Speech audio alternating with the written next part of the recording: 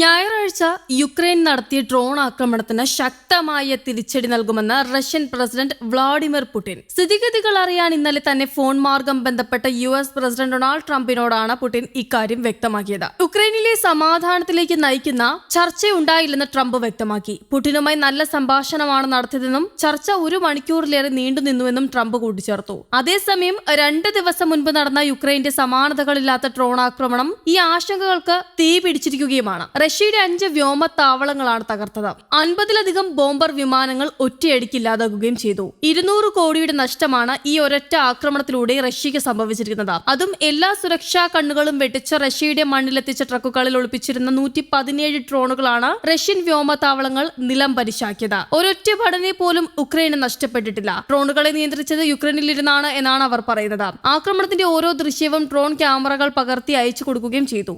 മാറിയ യുദ്ധരീതിയുടെ ഏറ്റവും വ്യത്യസ്തമായ മാതൃകയാണ് ഈ ആക്രമണത്തിലൂടെ യുക്രൈൻ കാട്ടിയിരിക്കുന്നത്. ഇനിയുള്ള യുദ്ധങ്ങളിൽ ശക്തിക്കപ്പുറം ടെക്നോളജിയിൽ അധിഷ്ഠിതമായ നിർമ്മിത ബുദ്ധിയാണ് ജയപരാജയങ്ങൾ നിർണ്ണയിക്കുന്നത് എന്ന വസ്തുതയും ലോകത്തിന് ബോധ്യപ്പെടുകയാണ്. ഇന്ത്യ പാക് യുദ്ധം 4 ദിവസം കൊണ്ട് അവസാനിച്ചതും മറ്റൊന്നുകൊണ്ടായിരുന്നില്ല. പാകിസ്ഥാനിലെ ജനങ്ങളെ പൂർണ്ണമായിട്ടും ഒഴിവാക്കിയാണ് ഇന്ത്യ ആക്രമണ ലക്ഷ്യങ്ങൾ തെരഞ്ഞെടുത്തത്. കൂടാതെ 3.5 വർഷം കഴിഞ്ഞിട്ടും വൻ ശക്തിയായ റഷ്യക്ക് ഇത്തരമൊരു സന്ദേശം യുക്രൈന് നൽകാൻ കഴിഞ്ഞിട്ടില്ല. 1.5 കൊല്ലം നടത്തിയ തയ്യാറെടുപ്പിനൊടുവിലാണ് യുക്രൈൻ ഡ്രോൺ ആക്രമണം നടത്തിയിരിക്കുന്നത്. വീഡിയോ ഗെയിം പോലെ റിമോട്ട് സാങ്കേതിക വിദ്യയിലേക്ക് ആധുനിക യുദ്ധങ്ങൾ മാറിയിരിക്കുന്നു. ഗാസ ഒഴിപ്പിക്കുക എന്ന ലക്ഷ്യത്തോടെ ജനങ്ങൾക്കുമേൽ തുടരെ ബോംബാക്രമണങ്ങൾ നടക്കുകയാണ്. ജപ്പാൻ പേൾ ഹാർബർ ആക്രമണം നടത്തിയതിനു ശേഷമാണ് അമേരിക്ക 2ാം ലോക മഹായുദ്ധത്തിൽ നേരിട്ട് പങ്കാളിയായത്. അത് അവസാനിച്ചത് ഹിരോഷിമയിലെയും നാഗസാക്കിയിലെയും അണുബോംബ് ആക്രമണത്തോടെയായിരുന്നു. ഉക്രൈൻ അതിർത്തിയിൽ നിന്ന് 4000 കിലോമീറ്റർ അകലെ സൈബീരിയയിൽ നടത്തിയ ഡ്രോൺ ആക്രമണം റഷ്യയുടെ പേൾ ഹാർബറായാണ് യുദ്ധവിദഗ്ധർ വിലയിരുത്തുന്നത്. ഇനി എന്ത് എന്ന ചോദ്യം അവശേഷിക്കുകയുമാണ്. ആയുധ കച്ചവടക്കാർക്ക് വിട്ടുകൊടുക്കാനുള്ളതല്ല ഈ ലോകം എന്ന് തിരിച്ചറിഞ്ഞ ലോക നേതാക്കൾ സമാധാനത്തിനുള്ള തീവ്ര ശ്രമങ്ങൾ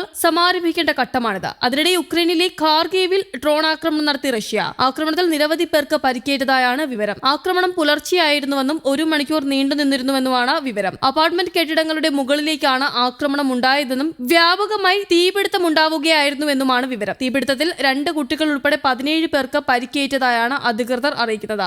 റീജിയണൽ ഗവർണർ ഒലെ സിൻഹബോവ് സംഭവം സ്ഥിരീകരിച്ചിട്ടുണ്ട്. പുലർച്ചെ 1 മണിയോടെയുണ്ടായ ആക്രമണത്തിൽ 7 അപ്പാർട്ട്മെന്റ് കെട്ടിടങ്ങൾക്ക് കേടുപാടുകൾ സംഭവിച്ചതായും ഖാർക്കീവ് മേയർ അറിയിച്ചു. ഖാർക്കീവ് മേയർ ഇഹോർ തെർക്കോഫ് ടെലിഗ്രാമിലൂടെയാണ് ഇക്കാര്യങ്ങൾ അറിയിച്ചത്. 2 കെട്ടിടങ്ങളുടെ ഉള്ളിലേക്ക് ഡ്രോൺ ആക്രമണം ഉണ്ടായിരുന്നുവെന്നും 17ാം നിലയിലെ അപ്പാർട്ട്മെന്റിലും 2ാം നിലയിലും ആക്രമണം ഉണ്ടായതായും അവർ പറഞ്ഞു. അതേസമയം ഈ അവസരത്തിലാണ് ആക്രമണത്തിൽ പ്രതികരിച്ചുകൊണ്ട് റഷ്യ രംഗത്തെത്തിയത്. നേരത്തെ തടവുകാരെ കൈമാറുന്നതിനിടെ റഷ്യ യുക്രൈൻ വ്യോമാക്രമണം നടത്തിയിരുന്നു. 13 പേരായിരുന്നു അന്ന് ആക്രമണത്തിൽ കൊല്ലപ്പെട്ടത്. 367 ഡ്രോണുകളും മിസൈലുകളും ഉക്രൈൻ നഗരങ്ങളിലേക്ക് റഷ്യ അയച്ചുവെന്നും ബാരേജിൽ കീവ്, ഖാർക്കീവ്, മൈക്കോലൈവ്, ടെർനോപിൽ, ക്മെൽൻസ്കി എന്നിവിടങ്ങളിലാണ് ആക്രമണം ഉണ്ടായത് എന്നുമാണ് റിപ്പോർട്ടുകൾ ലഭിച്ചിരുന്നത്. ഉക്രൈന്റെ വ്യോമസേന 266 ഡ്രോണുകളും 45 മിസൈലുകളും വെടിവെച്ച് വീഴ്ത്തിയെന്നും വ്യാപകമായ നാശനഷ്ടങ്ങൾ ഉണ്ടായെന്നും റിപ്പോർട്ടുകളുണ്ട്. 4 മണിക്കൂറിനുള്ളിൽ 95 ഉക്രൈൻ ഡ്രോണുകൾ വെടിവെച്ചതായും 12 എണ്ണം മോസ്കോയ്ക്ക് സമീപം തടഞ്ഞതായും റഷ്യ അവകാശപ്പെട്ടിരുന്നു.